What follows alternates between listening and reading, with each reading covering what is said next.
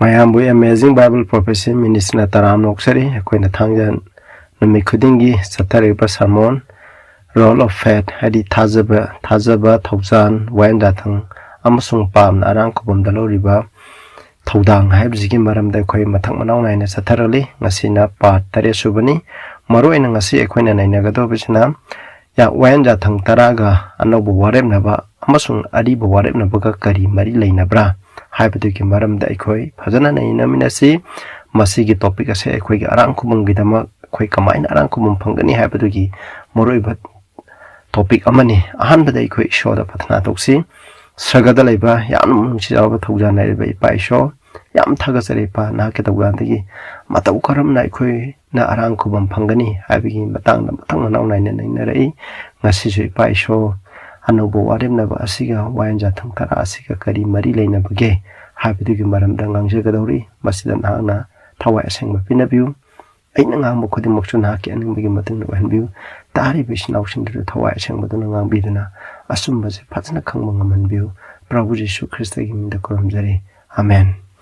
aduna ahanba aigi channel asida ahanba yengba mi waragadi masigi topic ase sinaw sang matang manaw na wan degi na Equina Matang Manauna Yingbuina Hajari, Equing Simaruina, Quina Mamanga, then Kamamen, Habisiga, Nungshibaga, Habisiga Kari, Mari Lane, Habdugi Madam de Nenacre, Moko Enija Tanaba, Yadaba Mari Lane, Habdugi Madam de Equina Nenacre, Equini Shobun Shiragadi, Magia, Tansing as a Naquatercala, Equina Carola Cabun Shiradi, Equina Kai. We now say, Nona Woman Shigadam have delay. My Quina Matthew. 22 gi 37 to 40 da kwai ga sobo Wayen Yathang ani masigi maram da pali masida hai kuntha tareta sai go na koina an ba sobo Yathang adudi karino ai koina ai gi thamoi ai gi thawai ai gi puning apumbana ai gi pangal apumbana isobo nungsigadabani masina an ba asobo Wayen Yathang aduni hai ani shuba aduna nangi kairo lekai bu jumlon babu nasama kumna nungsigadabani hai Hadi Pak Sobo Wayen Yathang ani asida wata topa misingi wa amasung Yathang ani sida sublabani hamni hadi Bible je ekon whole Bible je Yathang ani da supeba madudi ekon isobu isham akogi thamoy hangsang punam kaloine ni isobu nungshiba ani subana kairo lekai bu koi ishamakum na nungshiba sida pulleba koine iso nungshidaga di ahambagi Yathang mari ngakani aduga ekoina kairo lekai nungsiragadi akon bagi Yathang lemori taru adu ngakani aina mamang da jai kare aduga Prabhu Jesu Krishna jo hai John 14 gi 15 da nakhoi aibu nungsirabade agi Yathang singa au haini koina Prabhu Jesu nungsiragadi magi Yathang singa kani kanau misna hai magi Yathang Prabhu Jesu Krishna gi Yathang je 10 commandment nate hai madu aran bani Prabhu Jesu na magi koina Matthew gospel gi lighting mari makte yung mana takpiri ba ase Ten commandment ki principle naktani Prabhu na laing matamda ceremonial gi law sing circumcise tawgi sa katpagi aduga sin offering katpagi pawki raport katpagi adu mai thara kana porki maramda karim thangang deba punam ten commandment gi maramda ma ki punsina oina utpado adu ngang neba 1 John 5:3 da su aikhoine isobu nung shab je kamaina utkene haba matamda mahaki Yathang sing ngaklaga aikhoine isobu nung sibu utkene habsneba aduna nungshiba haibziga Yathang ngakpa ziga isnaw sam matam khuding da koina thadongna basem matam khuding da ani je thadongna sunga ya deba aduna koina nungshiba laireti Wayen Yathang punam se koina ngai mamangi hapta da aina ngangibduni Wayen Yathang kamaina thungani haiba matam da nungshiba sigi mapana thawai asengba dugi mapana koina Wayen Yathang ase thungba ngami haibdugi maram da koina ngangkre aduga 4 John 2 gi 3 4 da sumna hai Aikoina mahaki Yathang singak labadi masigi mapana aikoina mahakpu khangi haiba khangi aina mahakpu khangi haina kanagumba amana hairaga mahaki Yathang singak labadi mahak minambani asumba tu mangoda lei aikoina isobu khangi habse kamaina utkani mahaki Yathang singakani mahaki Yathang adi Wayen Yathang tara singage aikoina isobu khangba habse utpane isobu khangbagi pandam sine aina anba Christian orpo matamda Bible ge sumba yamna khangdinge matamda 4 John haiba chapter je pabu matamda o isobu nungsi bhaibse karino o Yathang na phajini ko Yathang adi kaino ten kama me habse ine han bu Christian orpo matamda khange o adoi tadi isobu khang bhaibse Yathang adi isobu khang poiden haibse khale ba adu ge ida dulai masi kaugumsi adu bu kai ayamba Christian singna Yathang je na thaina bhone isnausa masi tawbiganu maramdi akhoi yathang je indaba matamda akhoi pa tore akhoi shobu nungshiba leite karu lekha bu nungshiba leite habsi yenge akhoi matang da sangjala se aribu warem naba kai khibagi asengma maram se karino habse akhoi na ten kamamen siga aribu akhoi na wayan yathang taraga aribu warem naba sumari leineba masi maramdi yengche ai pajar ke na akhoi Hebrew chapter 8 ko 8 ki 7 to 9 aduga 10 11 jo pa bi ai aduga Hebrew 10 gi section 17 akhoi waran parakani hana pamina se when khoina aribu warem na bse gadi gi dama kai khibano habse mase maramdi ahan bagi warem na bade aribu warem na bani asi solam drabadi ani shuba asigi mafam lai thiram loidabani haidi ahan ba warem na ba haidi aribu warem na bse ma soleba soli je kaino masi kana ishori pata solira miyo bagi pata solira abdu miyo bagi pata son baneba adubu makoi gi asonba phangduna mana yengu aina Israel gi imunga Jehude gi imunga Anouba warem da amma lepna gadaba numit sing lagli yoban hai aina makoi gi mapa mapu singbu Egypt lebak tegi singduna puthok nakna ba makoi gi makut pai kiba numit aduda aina makoi ga lemna kiba warem na ba adu ga manaroi maramdi makoi na aigi warem na ba du ngak tuna laitabana aina makoi bu thawoi bidre yobana hai aduna di kanana warem na bano aribu warem na ba je Israel sinai singda go Israel ga ishoga Israel masa singa ishoga makoi ni ki marakta senki bo warem ne ba hai ni bo warem na ba asida yawri se maroi na ten kamame ne ba atai ju yawri hore makhari yangani ten kamamen aduga ishona pireba ceremonial law sing akhona sakat pagi bali tawbagi adigi dietary law leire atai myam civil law leiba myam je nakhoi nga kadabani haibne ba ije masasina hoi ekhoi nga kani ishonang na piba yathang makai ekhoi nga kani haibne ba hairibudo makhoi gi pangana nga kani haiba adubu hojiti kaidaba makhoi gi pangana nga pangamdre hek makhoi na hek warem na badu loir matung da sanau saraga makhoi khurame aduga aribu warem na badu makhoi masana thugaire ba adubu kanao misna hai aribu warem na bathu gai je keno isho gi pata na trate kamamin de soibig ne hai na kanao gum na hai no isho di mapung pha be isho ni mahang na sembo wayan yathang da asoiba karim ta leite warem na bas de soiba leite warem na bada soije isram basas na makoi gi pangana nga kani habdo madu ne ba maduna maram oidana makoi na son bane ba isram basas na soiba digi warem na bane adudi Anouba warem na bate warem na baga Wayen Yathang Taraga Leinaba marije amu jengcheba adugi matungda ahan bado makoi na ngak trabaduna ishona mu jeramya 31 gi 31 dagi na 33 na koina paro sida haije 31 da haije aina Israel gi imung aduga Juda gi imung ga Anouba warem na bam sengani masi aina hana huji koina pa gi do samane aina hana makoi gi mapa amapu sing makhut pai duna Egypt gi chingthor ka ban numita sengi bado aduga manaroi habne ba hairi bo wenda thong du makoi na thugai gre aribu warem na thugai gre aina makoi da mapuroi bo taraga su ana habne 33 daje adubu masidi aina makoi ga senga da ba warem na ba Israel gi mung senga da ba warem na ba du asini after those days hairi ba numising adugi matung da said the Lord isho mapui bonai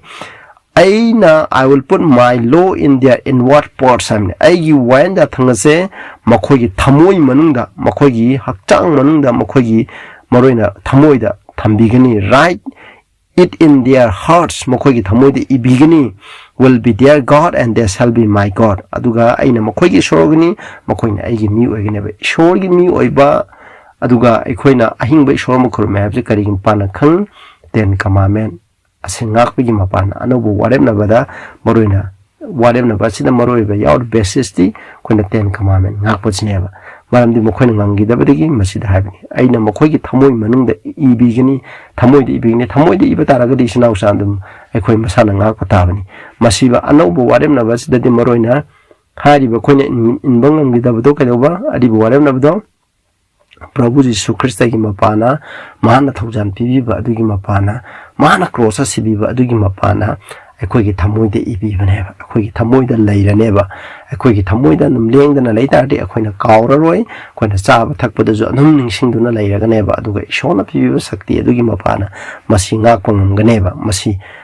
masi Anouba Warepnabasine Hanba Warepnabadi Anouba Warepnabasine and Payabigatadi Anouba Warepnabasidi Prabhuji Sukristagi Tauzanda Mahana Crossa Sibiki Bamaki Tauzanda Mahana Pibi Babor Mahana Pibi Pangal Adugi Mapana Equina Nakungamba Sida Impom Weveneva Ariba Warepnabaduna Ism Sasana Makogi Pangan Nakung have never have the Arankuba Maja Kogi Pangana in a Talaga Pang have never Ariba Warepnabasna Anouba Warepnabasna Equina Talaga Pandrabina Masikanagi Mapana Prabhuji Sukristana Equigi Damok Sibiba Equigi Damok Tobido Madugi Mapana Pangi have never Adugi Hebrew 10 16 17 that's why no missing Adugi Matunda Aina Makoiga Waneb Nagadaba Adu Asne Yawana High Aina Egi Wayen Yathang Makoigi Tamoida Tambigani Amasung Makoigi Pung Damadu Aina Madu Igani Madugi Matunda Mahana Amukasway Aina Makoigi Pap Amasung Ain Tausadaba Habdi Wayen Yathang Tugaido Taboxing Ado Amuhana Ningsing Bida Roy Haveni Masina Habdi Kogi Tamoida Tamabanina Kogi Pap Kopirani Pap Kopiraba Habdi Prabhuji Sukism Mapana Kopida Anouba Warepnaba the same Aduna Equina Wayen Yathang Jet Tuga Makatana Tugaidre Aduga Equi Shogi me Oide Ishona Equigi short oide Masi Masida Maction Shemeva Nakuna Hebrew Aiki 10 11 Nakuna Parsu Panganeva Aduna Maroina Adibu Warepnaba new Anouba Warepnaba the Moroiba Yum Pam Oiba Wayen Yathang Same Maroina 10 Commandment never 10 Commandment Macoin in Bangam the Bagineva Ado Kuni Yingsigo Aduga Haidiba Anouba Warepnaba say a quick Anagum Christian is now Shinadi I quake Christian of Nadibu Warepnaba the Calaitre I am a Christian have the Adibu Warren of the 10 Commandment, Quenozi, 10 Commandment, the Calaitre, Equoji, Anouba Warepnaba, Anouba Warepnaba, Anouba Warepnaba between the Satare. Snout some money, Han Bana, Adibu Warepnaba, Shogi Lodo, quick Tamoidi Bide, I quake Pangana, I'm gonna have any, Adu Anouba Warepnaba, Shona, my Lodo, a quick Tamoida Tambire, quick Tamoy Manu, Shanbire, Prabhuji Sukisagi Mapana, Gani have ze, Masineva. Haidiba Anouba Warepnaba Sikanaga Senki Gamatanda, Equina Gentile Christian Singer Sembanateva, Masikanaga Simba Jew Dag Munsinga Sembaneva, when a Masicovia de Aduga, Hojiti Asengba is an Haragadi Kanabu Kanare, Galatians 3 28 29 Matuna, Masidago, Greek Heba, Natraga Judi, Greek Minai, Nintamba, Nipana Tragonopigi Kanabakari Amataletre, Kojisu Christa Amatani, Aduga Nakoi. Christagi Orabdi Nakoi Abraham gi Darani Aduga Wasak Pagi Matung Ina Nakoi Yumlepsarni have never. Ekoi who's Prabhu Quena Prabhuji Sukrista the Tazaradi Ekoi spiritual Israel have the Tawai go over Israel or whatever. Quite a saying about Abraham gi Dara the Laktagasu Tawai go over Abraham gi Dara do the lie. Christian never Jitiani Warepnaba Ekoi Christian sing Ekoi Shamban. Masikarama Matamdi Sanaba Hogani have Matanda Masi Warepnari Bami Duna. Siba Matamdagi however. Masikrama Matan the Prabhuji Sukrishna course Amana, couldn't make it Tabikido, Madudagi Anouba Warepnaba the Sanaba, how crab, Ariba Warepnaba Su, Madudagi Sanaba, how would Adubu Ariba Warepnaba do relate Rabanina, Mankre,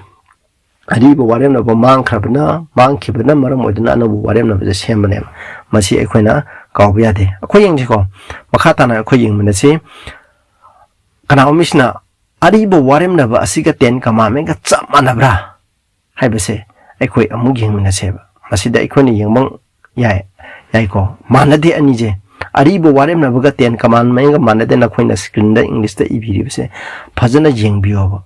Aduba Ariba Warepnaba is Renga Sinaiching the Sembene, Mount Sinai the Moses came upon the Sembene, Masida 10 Commandments, Yawiko, Aduga, Topa, Low, Mam, Suyari, or Makatan in ceremony, losing Mam, Naposu Yauri. Adubu Anouba Warepnaba the Masi out of Adu 10 Commandment habits the Ishor Masamana, Mount Snyder in Mamang the Zuhagre, Ishor Masam, Mount Snyder Pivni, Kalamba, Nungi Devil the evening. Aduba, Asagi, Warepnaba have to the even a table 10 Commandment, Madu the evening habits never Masimana de Aduga, Queen to go Aribu Warem the Yaubo, Moroiba low crying, Hana Morello 10 Commandments, Masim Moroina 10 Commandment, Yaure. Aduga ani subra ceremonial law hide the Leviticus one day na kwen semo patroga di papki ekwen sakat kadamni iraport kadabni drink offering kamai kat kani aduga peace offering ekona shanti lengai gi dam kana po kamai ka kani ban offering kamai ka kani haibu gi maram da loin yauri ba hairi ba sing je ko masi lare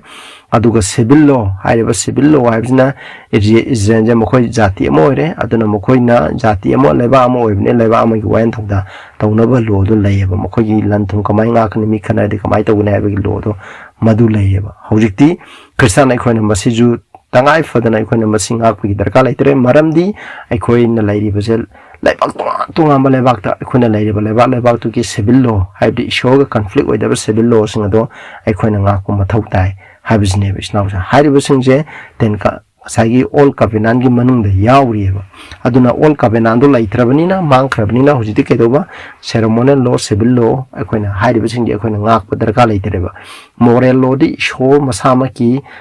lamsat phongdok pa man lamsat iraga pithorok paneba masidi ekoina adum darkha laini ekoina sagada salaga ju masidi andum in badarkha lai haine khoyang di ko hairiba law singa se khoina hobji chunga ko darkha lai ribra haiba matamda ten commandment di ayama khrisan sina haiba se ten commandment di binding oitre hoi magi ngak ko darkha lai tre di kana mana haide binding di oitre adubo ekoina magi niyom sing khara di ngakani adubo sabat ka jidi ngak pa darka laitre sabat lai thungno bo hona bada mayam na ko ten commandment si binding oidre na haiba adubo atele mawriba commandment mapal amadi khoina binding oina adum hai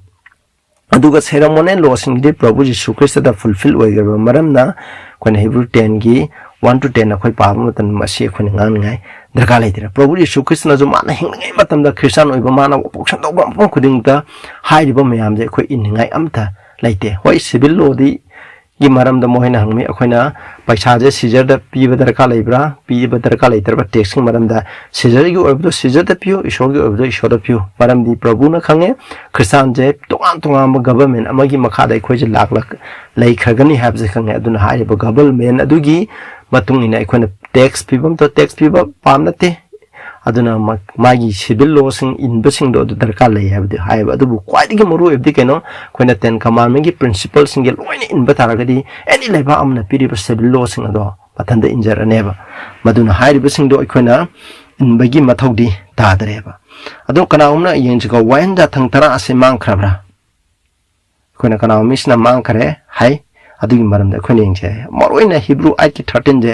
masi yampi nakhon 2 Corinthians chapter 3 je maga patana pa matam ten commandment loigre na haigini adubu ai masi gi maram da imathang da saman samjara kani sigi sere je lurkana 2 Corinthians chapter asida ta ibdi Anouba Warepnabaga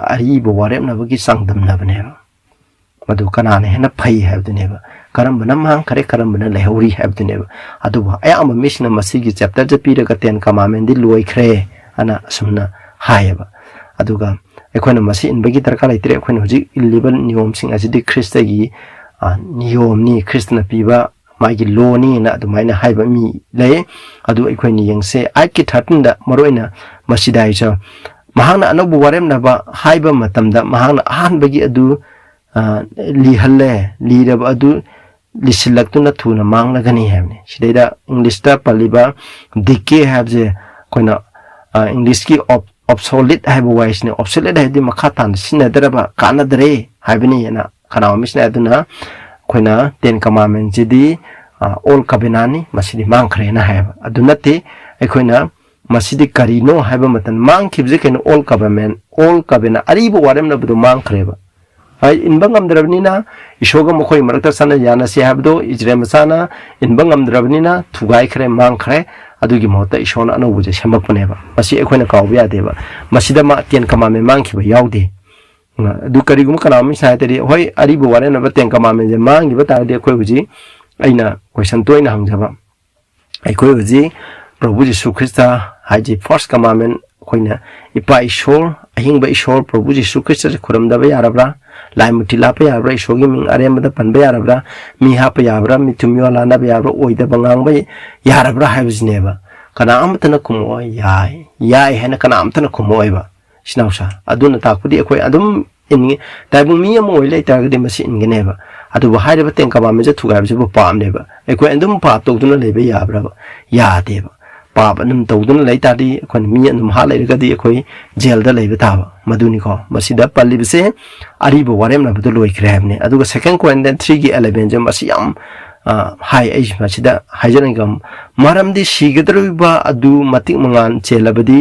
लहरुबा अदुगी मतिक मंगान अदुना कयाद हेलेबा सिदा English दा for that which is done away was glory done away mankibaje all kabena ne ko mankibaje ten commandment natheba ayam mishna ten commandment mankre na haiba ten commandment mankragadi ten commandment sina da ba yaragadi akhoi loi mi hat pa yare akhoi christian oi da ju yare akhoi Christian tabi khenab leitre ten commandment ngaktradi ten commandment sina Christian oi ba akhoi de prithvi da leidiba me fun khudema prithvi da khurumna riba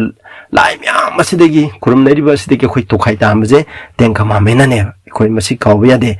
aduga law of Christ law akhoi Christian ten commandment darka leitre akhoi na ujingai bidi Christagi law ni hai aseng bagidi Christagi law ga ten commandment chamane ten commandment kana pibnu Prabhu Jesu Krishna pibni Prabhu Jesu Krishna tangpan da lakpa kana ipa gi aning ba tawbula ko neba ma ki punsida ten commandment thugai ba amata leite ba aduna mahana tongan ba ishor ipa ishor na hai ba dugi tongan ba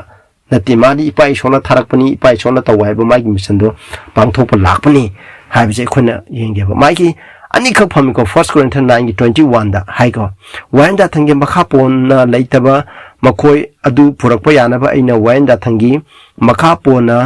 leitaba migum oi madu ishogi wayen da thangi wangmda leiba nati adu bu Christ gi wayen da thangi matung ne lei masina Christ masida polna habje ishogo pawsan do mata ma ten commandment to gaim nate kana guma any leibam da sapam mata na mai lebak to gi sannabi niyom leiba adu gi makha da lei chatli habne ba ai rom sa legadi romance gi chanabi do second name adu bu romance gi chanabi do na ishogu waina thang thugai de madu chalo ba pol na kai dong de ishogu waina thang thugai ba chanabi am ta in balai te ba dress her ba ka shukai de ekoi na maite gi traditional dress per yai adu any prithvi de ba tribe am gi traditional dress la ga ishogu poksan to kai masi pa be adum na ma taw have ne adu ga lai ba missing the lai ba gi chela ga chali adu ga ina kuma mi sing da na mokoi gi ina khunbagi moigi dress helaga chali adumaina tawi habne adu sidai ko adu Christ gi wanda thangi manung da lei hane Prabhu Jesu na tang pan da leina Prabhu Jesu Christ wanda thang ma lei mai wo pokson to mutanda judi sing da samna songna samna ba yade adu bu ma na di oi mi khudum ma khaloi tene mang ba seng ba hai ba kai mi pong khudung tai sho pokson do nga loina ma ga tinna to na ba yada ba leite ba amang aseng khai ba adu gum ba leite ba adu ni Christ gi ni o mai de mi bu arang ku bam pangge da mi khudum huran ba ga mi amma to ba yu thak po ga loin tinna ga dam ne adu bu ai khona moi gi pap adu da sat ka da ba na te ba mo ko gi pap adu da gi mai lai tho sat na ngai da ma adu Galatians 6:2 da jai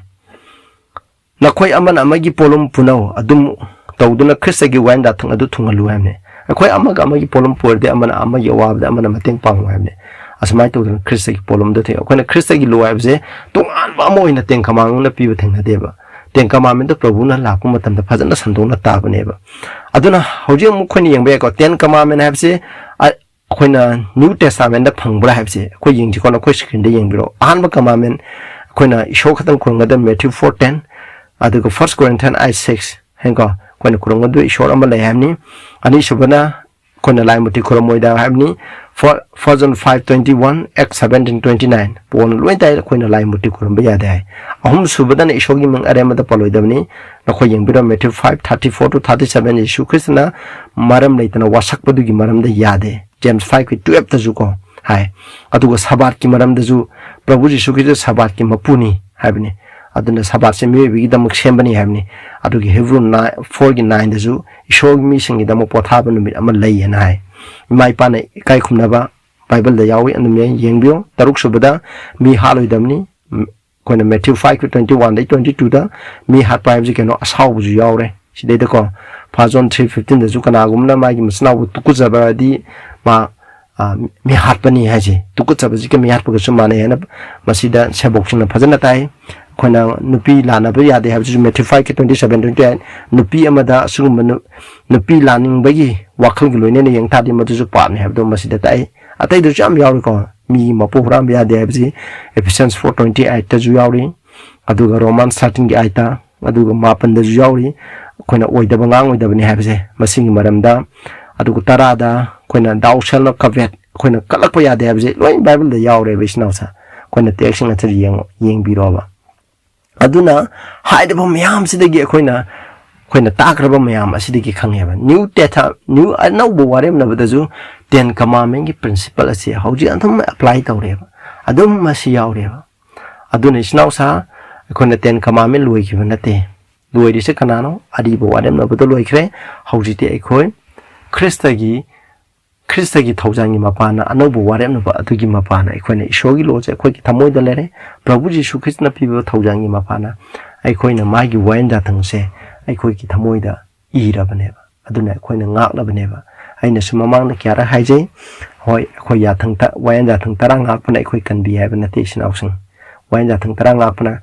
คนเนี่ยพระบุจิสุคริสต์ท้าจะเด็กคนเนี่ยวันจัดทั้งตารางงักไปจะแค่สุกันบีรอยจิวดิสิงนะพระบุจิสุคริสต์ท้าจะเดบางคนเนี่ยเซเลมอนเนี่ยรู้มาแค่รวยยังไงเตียงกมาเมงรวยยังไงให้อะดูมาคอยรังคุบพังเดบมารำดีการิโนให้เป็นตันมาคอยพระบุจิสุคริสต์ท้าจะเดบอะดูบัวคอยดีแค่ตัวว่าวันจัดทั้งสินะคอยเดเลยบ่ปาตุการิโนหาตัวขังเลยบอะดูปาตุดีคอปีบดีขนาดนั้นพระบุญคอปีบเนี่ยคอยกีปาตุปาคุดมาคุยเนี่ยพระบุจิสุคริสต์ตั้งวันจะเชนจังกันเนี่ยมาคีอีกมาปานคอยกีปาตุคอปีกันเนี่ยคอปีแล้วมาตุ้งเดาคอยดามุพระบุญปาตุให้เดียบคอยดามุอันนั้นบัวเรียมแล้วบัดทุ่งหันไปกีมาปานะคอยกีดันคอยดามน้องพวกหันบีกันเนี่ยคอยกีปาบสิ่งเด็กปุ่งหงกันเนี่ย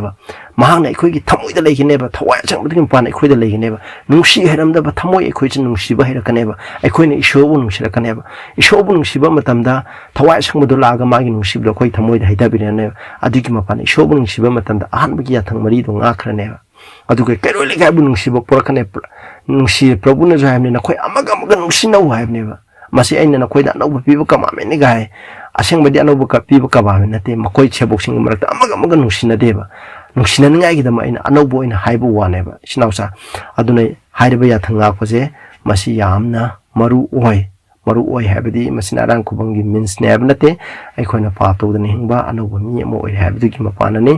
ปุ่นน่ะมักพระบุตรเยซูคริสต์กิมาปานะไอ้คนนึงงักปังงำจักรดอรินเนี่ยสิน้าซะอะดูนะอันนั้นบุมีอะไรก็ดี subscribe ตัวมันรู้มาปังสินะ share ตัววิวอะดูก็คณะกุมบ้าสิน้าสินะคนน่ะ comment ได้รักป่ะคนน่ะ salmon สิกิมารัมเดเซมบิวให้ไปสิ่งเดียวหานะให้ไปกิมาตุ้งเนี่ยอันดุมเซมเดอร์เกนะคนง่ายบิวพอลกิปันสิวารีไอ้คนเซมเดอร์เกอะดูคณะมีมเนี่ยคนเอ็กซิบก็คนสักสัปดาห์นัดกันสักสัปดาห์กันคนที่กระไดเลยให้ไปคนท้าจะแบบมันจะไง